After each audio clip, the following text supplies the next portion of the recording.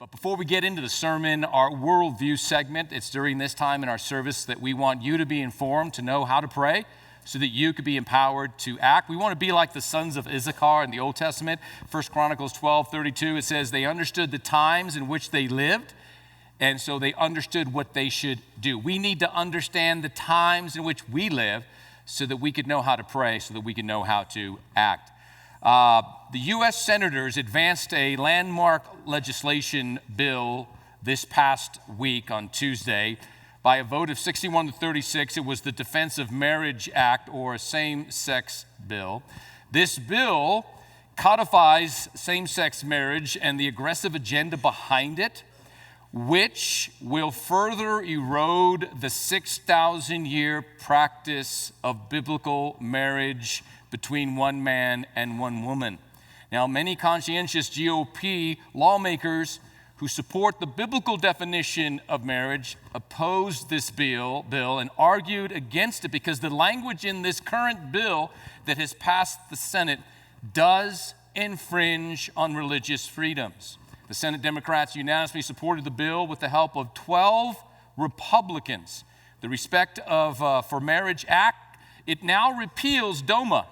Many of you remember back in 1996, a bipartisan vote for the Defense of Marriage Act was passed, which defined marriage then between one man and one woman. Fast forward to today, that according to this bill, has been wiped away. Now we know same-sex became legal in our country by a majority vote by the Supreme Court.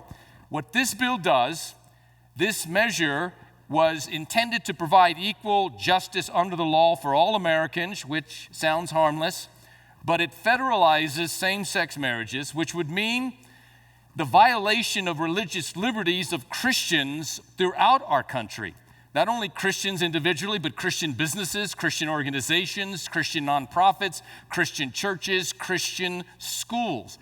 If they do not, by the passage of this bill, do not accept the government's definition of marriage, then these religious institutions and the Christians that stand by these, along with Jewish and some Islamic faiths, they don't define marriage the way the government does, they will become the increasing target by the government, both politically and legally. You will become isolated.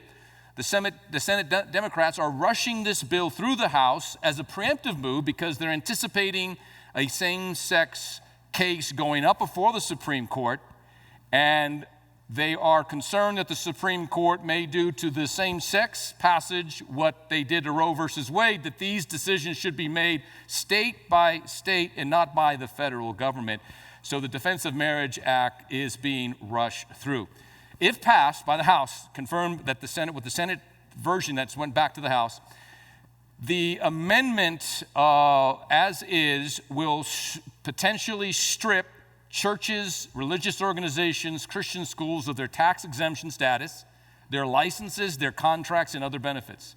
Now, credit to two senators in particular, Senator James Lankford of Oklahoma, Senator Marco Rubio of Florida. They submitted amendments to the bill to shield from penalty religious institutions, but their amendments did not pass. That's what makes this a critical hour and a critical moment in the history of religious liberties in our country.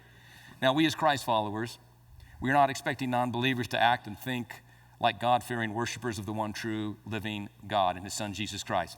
We are speaking, though, not against a certain group of people. We are speaking in defense of the rights of millions of Christians who are increasingly becoming political and legal targets of religious discrimination. This bill has serious implications and is a serious attack against our religious freedoms, perhaps the greatest in our lifetime. So I'm asking you to please pray. I'm asking you to ask the Lord what he would have you to do as an individual, what he would have us to do as a community of faith.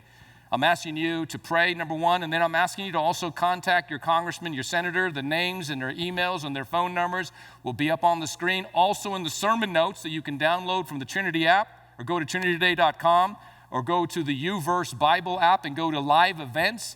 The sermon notes will be there along with these important emails and numbers. We need to let our voice be heard.